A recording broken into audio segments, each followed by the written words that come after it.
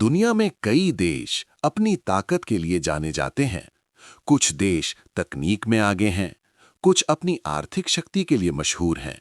लेकिन अगर बात की जाए लंबी और स्वस्थ जिंदगी की, तो एक देश बार-बार दुनिया का ध्यान खींचता है, और वो देश है जापान। जापान दुनिया के उन देशों में से एक है जहां लोगों की औसत उम्र सबसे ज्यादा मानी जाती है। यहाँ बड़ी संख्या में लोग 90 साल और यहाँ तक कि 100 साल से भी ज्यादा जीते हैं। लेकिन हैरानी की बात यह है कि इतनी उम्र के बाद भी बहुत से लोग सक्रिय और स्वस्थ रहते हैं। अब सवाल यह है, आखिर ऐसा कैसे संभव है? क्या इसका कारण कोई खास दवाई है, कोई सीक्रेट डाइट, या फिर कोई ऐसा तरीका जो बाकी दुनिया से अलग है? असल में इसका जवाब किसी जादुई फॉर्मूले में नहीं छिपा। ये छिपा है उनकी रोजमर्रा की आदतों में। ऐसी आदतें जो शरीर को हल्का रखती हैं, मन को शांत रखती हैं और जीवन को संतुलित बनाती हैं। आज की इस वीडियो में हम जापान की 7 ऐसी हेल्थ हैबिट्स के बारे में जानेंगे जो वहां के लोगों को लंबे समय तक स्वस्थ और सक्रिय बनाए रखने में मदद करती हैं। हारा हाची बू। जापान में ये एक बहुत पुराना नियम है जो खाने के तरीके से जुड़ा हुआ है। इसका मतलब है पेट को पूरी तरह भरने से पहले खाना बंद कर देना। यानी जब आपको लगे कि आपका पेट लगभग 80% भर चुका है, तो उसी समय खाना रोक देना। पहली नज़र में ये एक बहुत साधारण आदत लग सकती है, लेकिन अगर ध्यान से देखा जाए तो यही आदत जापान के लोगों की सेहत पर बहुत गहरा असर डालती है। दुनिया के कई देशों में लोग अक्सर तब तक खाते रहते हैं जब तक उनका पेट पूरी तरह भर न जाए, और कई बार उसके बाद भी खाने का सिलसिला जारी रहता है। यही कारण है कि ओवर ईटिंग धीरे धीरे एक आम समस्या बन जाती है। लेकिन जापान में लोग खाने को लेकर थोड़ा अलग नजरिया रखते हैं। वे खाना जल्दी जल्दी खत्म करने की बजाय धीरे धीरे खाते हैं। वे हर निवाले का स्वाद लेते हैं और अपने शरीर के संकेतों को समझने की कोशिश करते हैं। जैसे ही शरीर ये संकेत देता है कि अब पेट लगभग भर चुका है, वे उसी समय खाना रोक देते हैं। इस आदत का सबसे बड़ा फायदा ये होता है कि शरीर पर अतिरिक्त बोझ नहीं पड़ता। जब हम जरूरत से ज्यादा खाते हैं तो शरीर को उस अतिरिक्त भोजन को पचाने में ज्यादा मेहनत करनी पड़ती है। लेकिन जब हम सिर्फ उतना ही खाते हैं जितनी जरूरत है, तो पाचन प्रणाली काफी बेहतर तरीके से काम करती है। इसी वजह से जापान में मोटापे की दर दुनिया के कई देशों की तुलना में काफी कम मानी जाती है। और दिलचस्प बात यह है कि ये नियम कोई सख्त डाइट प्लान नहीं है। ये सिर्फ एक साधारण जागरूकता है, यानी खाना खाते समय अपने शरीर की जरूरत को समझना और उसी के अनुसार रुक जाना। समय के साथ ये आदत शरीर को हल्का रखती है, ऊर्जा को स्थिर बनाए रखती है और लंबे समय तक स्वास्थ्य को बेहतर बनाए रखने में मदद करती है। और यही हमें ले जाती है जापान की दूसरी हेल्थ हैबिट की तरफ। हैबिट 2, वॉकिंग लाइफस्टाइल, रोज चलने की आदत। जापान की दूसरी बड़ी हेल्थ हैबिट है चलते रहना। जापान में वॉकिंग सिर्फ एक्सरसाइज नहीं है, ये लोगों की डेली लाइफ का हिस्सा है। अगर आप जापान के किसी भी शहर में जाएं, तो एक चीज तुरंत नोटिस होगी। सड़कों पर बहुत सारे लोग पैदल चलते हुए दिखाई देंगे। लोग अपने घर से ट्रेन स्टेशन तक पैदल जाते हैं, स्टेशन से ऑफिस तक फिर पैदल चलते हैं, और दिन भर में कई छोटी छोटी दूरी पैदल ही तय करते हैं। यानी उनके लिए वॉकिंग कोई अलग से की जाने वाली एक्टिविटी नहीं है, ये उनकी लाइफस्टाइल का नेचुरल हिस्सा बन चुकी है।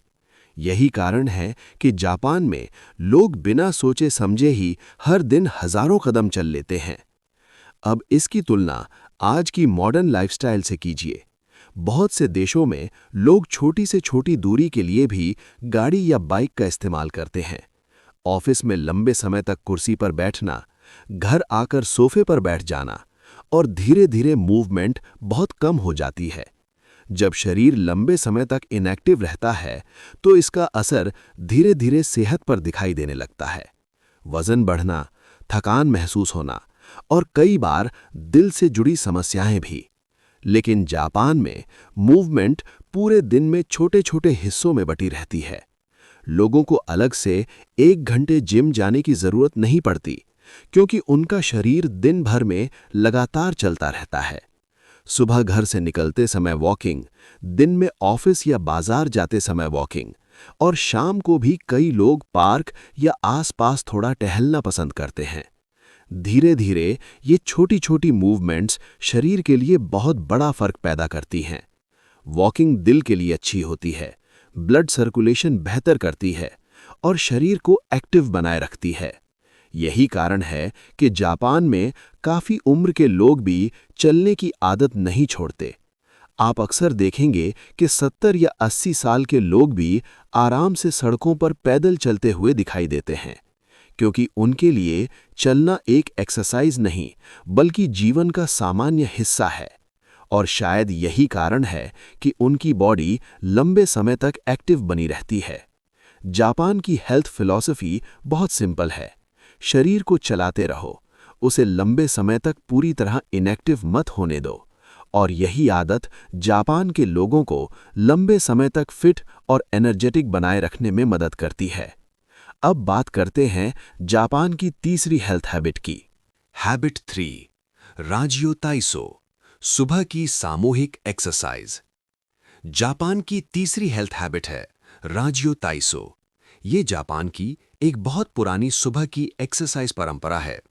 राजियो ताइसो का मतलब है हल्की स्ट्रेचिंग और बॉडी मूवमेंट वाली एक्सरसाइज। दिलचस्प बात यह है कि ये कोई जटिल वर्कआउट नहीं है।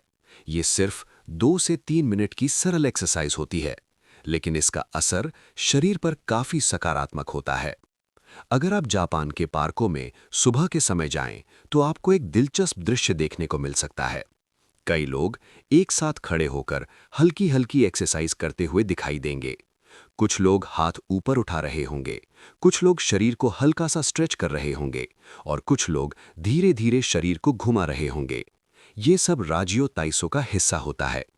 इसकी शुरुआत कई साल पहले रेडियो कार्यक्रमों के माध्यम से हुई थी। सुबह एक निश्चित समय पर रेडियो पर एक्सरसाइज की धुन बजती थी और लोग उसी के साथ ये एक्सरसाइज किया करते थे। धीरे धीरे ये आदत जापानी संस्कृति का हिस्सा बन गई।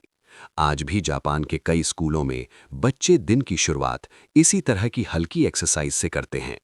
कुछ कंपनियों में भी काम शुरू करने से पहले कर्मचारी मिलकर थोड़ी देर तक स्ट्रेचिंग करते हैं।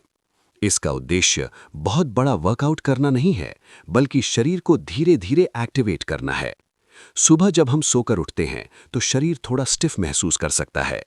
हल्की स्ट्रेचिंग मांसपेशियों को ढीला करती है, ब्लड सर्कुलेशन बेहतर बनाती है और शरीर को दिन की गतिविधियों के लिए तैयार करती है। इसके साथ ही ये एक और फायदा देती है। जब लोग एक साथ मिलकर ऐसी गतिविधियां करते हैं तो उनमें एक तरह का सामुदायिक जुड़ाव भी बनता है। यानी ये सिर्फ शारीरिक स्वास्थ्य ही नहीं बल्कि मानसिक ताजगी भी देता है। जापान की ये आदत हमें एक बहुत सरल बात सिखाती है। हर दिन भारी वर्कआउट करना जरूरी नहीं है। कई बार कुछ मिनट की हल्की मूवमेंट भी शरीर को सक्रिय और स्वस्थ बनाए रखने में महत्वपूर्ण भूमिका निभा सकती है। और शायद यही कारण है कि जापान में लोग सुबह की शुरुआत मूवमेंट के साथ करना पसंद करते हैं। अब बात करते हैं जापान की अगली हेल्थ हैबिट की। हैबिट 4, पोर्शन कंट्रोल, छोटी मात्रा में खाना। जापान की चौथी हेल्थ हैबिट है छोटी मात्रा में खाना। अगर आप कभी जापान का पारंपरिक खाना देखें तो एक बात तुरंत ध्यान में आएगी। उनकी प्लेटें अक्सर छोटी छोटी कटोरियों में बंटी होती हैं। एक कटोरी में चावल, दूसरी में सब्जी, तीसरी में सूप और कभी-कभी थोड़ी सी मछली या कोई और डिश। यानी खाने में कई चीजें होती हैं, लेकिन हर चीज की मात्रा काफी कम होती है। ये तरीका जापानी खाने की संस्कृति का एक बहुत महत्वपूर्ण हिस्सा है। अब इसकी तुलना कई दूसरी जगहों के खाने से कीजिए। अक्सर लोगों की प्लेट में 1 या 2 चीजें होती हैं, लेकिन उनकी मात्रा काफी ज्यादा होती है। और जब प्लेट बड़ी होती है तो अक्सर हम जरूरत से ज्यादा खा लेते हैं। लेकिन जापान में छोटी प्लेटें और छोटी कटोरियां अपने आप ही खाने की मात्रा को नियंत्रित कर देती हैं। इससे 2 फायदे होते हैं। पहला फायदा, शरीर पर अतिरिक्त बोझ नहीं पड़ता। दूसरा फायदा, खाने में विविधता बनी रहती है। क्योंकि लोग एक ही चीज ज्यादा खाने की बजाय कई अलग-अलग चीजों का थोड़ा-थोड़ा स्वाद लेते हैं। ये तरीका न सिर्फ भोजन को संतुलित बनाता है, बल्कि खाने को एक अनुभव भी बना देता है। जापान में खाना जल्दी-जल्दी खत्म करने की चीज नहीं माना जाता। लोग धीरे-धीरे खाते हैं और हर डिश का स्वाद महसूस करते हैं। छोटी मात्रा में खाना शरीर के लिए कई तरह से फायदेमंद होता है। ये पाचन को आसान बनाता है, शरीर को हल्का रखता है और लंबे समय तक ऊर्जा को स्थिर बनाए रखने में मदद करता है। इसी वजह से जापान में मोटापे की समस्या कई दूसरे देशों की तुलना में काफी कम दिखाई देती है। यहाँ का खाना न सिर्फ पौष्टिक होता है, बल्कि उसकी मात्रा भी शरीर की जरूरत के अनुसार होती है और यही संतुलन लंबे समय तक स्वस्थ रहने में मदद करता है। एक साधारण सी आदत, प्लेट में खाना कम रखना, लेकिन इसका असर शरीर पर काफी बड़ा हो सकता है। अब बात करते हैं जापान की अगली हेल्थ हैबिट की। हैबिट नंबर 5, ताज़ा और मौसमी भोजन। जापान की 5वीं हेल्थ हैबिट है ताज़ा और मौसमी भोजन खाना। जापान की खाने की संस्कृति में एक बात पर बहुत जोर दिया जाता है और वो है खाने का ताज़ा होना। जापान में लोग जितना संभव हो सके ताज़ा और प्राकृतिक भोजन खाना पसंद करते हैं। उनकी डाइट में अक्सर मछली, ताज़ी सब्जियां, चावल और हल्के सूप जैसी चीज़ें शामिल होती हैं। इनमें से ज़्यादातर चीज़ें बहुत ज़्यादा प्रोसेस्ड नहीं होती, यानी भोजन अपनी प्राकृतिक अवस्था के काफ़ी करीब रहता है। आज की दुनिया में कई जगहों पर प्रोसेस्ड फूड बहुत आम हो चुका है। ऐसे खाद्य पदार्थ जो पैकेट में आते हैं, लंबे समय तक खराब नहीं होते और जिनमें कई तरह के अतिरिक्त तत्व मिलाए जाते हैं। लेकिन जब भोजन बहुत ज़्यादा प्रोसेस्ड हो जाता है, तो उसमें अक्सर नमक, चीनी और अनावश्यक फैट की मात्रा काफ़ी ज़्यादा हो जाती है। लंबे समय तक ऐसे भोजन का अधिक सेवन शरीर पर नकारात्मक असर डाल सकता है। जापान में खाने को लेकर एक अलग सोच है। यहाँ लोग मौसम के अनुसार भोजन करना पसंद करते हैं। जिस मौसम में जो चीज़ स्वाभाविक रूप से उपलब्ध हो, उसी को खाने में प्राथमिकता दी जाती है। जैसे गर्मियों में हल्की और ताजगी देने वाली चीज़ें और सर्दियों में गर्म सूप और पौष्टिक भोजन। इस तरह का भोजन न सिर्फ स्वादिष्ट होता है, बल्कि शरीर के लिए भी काफ़ी संतुलित होता है। ताज़ा भोजन में पोषक तत्व बेहतर मात्रा में मौजूद होते हैं और जब भोजन प्राकृतिक रूप में खाया जाता है, तो शरीर उसे आसानी से पचा भी लेता है। जापानी भोजन का एक और पहलू है उसकी सादगी। यहाँ के कई पारंपरिक व्यंजन बहुत ज़्यादा मसालेदार या भारी नहीं होते। वे हल्के होते हैं, लेकिन पोषण से भरपूर होते हैं। शायद यही कारण है कि जापान की खाने की आदतें शरीर को लंबे समय तक स्वस्थ बनाए रखने में मदद करती हैं, क्योंकि जब भोजन प्राकृतिक, ताज़ा और संतुलित होता है, तो शरीर को वही मिलता है जिसकी उसे वास्तव में ज़रूरत होती है। और यही हमें ले जाता है जापान की अगली हेल्थ हैबिट की ओर। हैबिट 6, एक्टिव ओल्ड एज, बढ़ती उम्र में भी सक्रिय रहना। जापान की छठी हेल्थ हैबिट है उम्र बढ़ने के बाद भी सक्रिय रहना। दुनिया के कई हिस्सों में अक्सर ये देखा जाता है कि जब लोग एक निश्चित उम्र तक पहुंचते हैं, तो उनकी जीवन शैली धीरे धीरे बहुत शांत और निष्क्रिय हो जाती है। रिटायरमेंट के बाद कई लोग अधिकतर समय घर के अंदर ही बिताने लगते हैं। शारीरिक गतिविधि कम हो जाती है और धीरे धीरे शरीर भी उसी के अनुसार ढलने लगता है। लेकिन जापान में इस सोच को थोड़ा अलग तरीके से देखा जाता है। यहाँ बहुत से लोग उम्र बढ़ने के बाद भी अपने जीवन को सक्रिय बनाए रखते हैं। आप जापान के कई शहरों और गांवों में ऐसे बुजुर्ग लोगों को देख सकते हैं जो रोज टहलने निकलते हैं। कुछ लोग साइकिल चलाते हैं, कुछ लोग अपने बगीचे में पौधों की देखभाल करते हैं और कुछ लोग छोटे-मोटे काम भी करते रहते हैं। उनके लिए सक्रिय रहना कोई मजबूरी नहीं है, ये उनकी जीवन शैली का स्वाभाविक हिस्सा बन चुका है। धीरे धीरे ये आदत शरीर को लंबे समय तक गतिशील बनाए रखती है। जब शरीर चलता रहता है तो मांसपेशियां मजबूत रहती हैं, जोड़ों की लचक बनी रहती है और शरीर में ऊर्जा का स्तर भी काफी हद तक बना रहता है। इसके साथ ही सक्रिय जीवन शैली मानसिक स्वास्थ्य के लिए भी फायदेमंद होती है। जब लोग अपने दिन में कुछ न कुछ करते रहते हैं तो उन्हें उद्देश्य का एहसास होता है। वे खुद को समाज से जुड़ा हुआ महसूस करते हैं। यही कारण है कि जापान में कई लोग उम्र बढ़ने के बाद भी अपने जीवन को सक्रिय और संतुलित बनाए रखते हैं। उनके लिए उम्र बढ़ना रुक जाने का संकेत नहीं है, बल्कि ये जीवन को थोड़ी धीमी लेकिन निरंतर गति से जीते रहने का एक तरीका है। और शायद यही कारण है कि जापान में बहुत से लोग उम्र के अंतिम वर्षों तक भी काफी हद तक स्वस्थ और स्वतंत्र बने रहते हैं। अब बात करते हैं जापान की आखिरी हेल्थ हैबिट की। हैबिट 7, शिनरिन योकू, प्रकृति में समय बिताना। जापान की 7वीं हेल्थ हैबिट है प्रकृति के साथ समय बिताना। जापान में एक दिलचस्प अवधारणा है जिसे कहा जाता है शिनरिन योकू। इसका सरल अर्थ है जंगल या प्रकृति के वातावरण में समय बिताना। इसे अक्सर फॉरेस्ट बाथिंग भी कहा जाता है, लेकिन यहाँ बाथिंग का मतलब पानी में नहाना नहीं है। इसका मतलब है प्रकृति के वातावरण में अपने आप को डुबो देना। जापान में कई लोग समय समय पर जंगलों, पार्कों या प्राकृतिक स्थानों पर जाते हैं। वे वहां धीरे धीरे चलते हैं, पेड़ों के बीच समय बिताते हैं और आसपास के शांत वातावरण को महसूस करते हैं।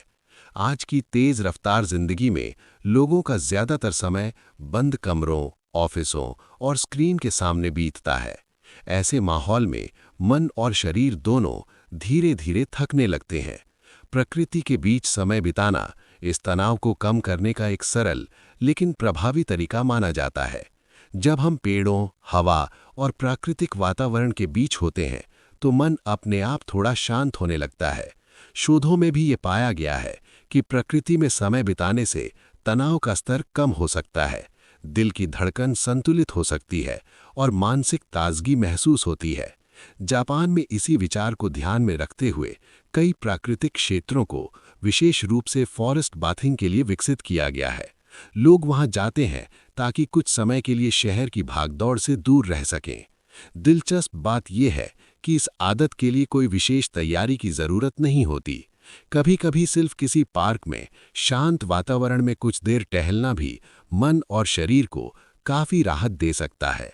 शायद यही कारण है कि जापान की जीवन शैली में प्रकृति के साथ जुड़ाव को काफी महत्व दिया जाता है, क्योंकि जब इंसान प्रकृति के करीब रहता है तो उसका मन भी काफी हद तक संतुलित बना रहता है। और यही छोटी सी आदत स्वास्थ्य और मानसिक शांति दोनों को बेहतर बनाने में मदद कर सकती है। अगर ध्यान से देखा जाए तो जापान की इन आदतों में कुछ भी जटिल नहीं है। ना कोई महंगा डाइट प्लान, ना कोई कठिन फिटनेस रूटीन, बस कुछ साधारण लेकिन लगातार अपनाई जाने वाली आदतें।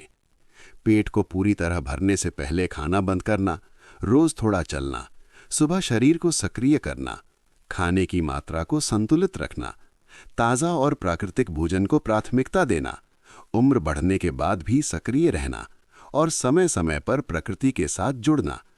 शायद यही कारण है कि जापान में स्वास्थ्य को किसी एक बड़े बदलाव से नहीं बल्कि छोटी छोटी आदतों के संतुलन से देखा जाता है, क्योंकि अक्सर लंबी और स्वस्थ जिंदगी का रहस्य किसी एक बड़े बदलाव में नहीं छिपा होता, वो छिपा होता है हमारी रोजमर्रा की आदतों में। अगर आपको ये वीडियो ज्ञानवर्धक और उपयोगी लगी हो तो इसे लाइक जरूर करें, और अगर आप ऐसे ही ज्ञान और जीवन से जुड़े रोचक विषय समझना चाहते हैं तो हमारे चैनल बुक डेकेड को सब्सक्राइब करके हमारे साथ जुड़े रहें।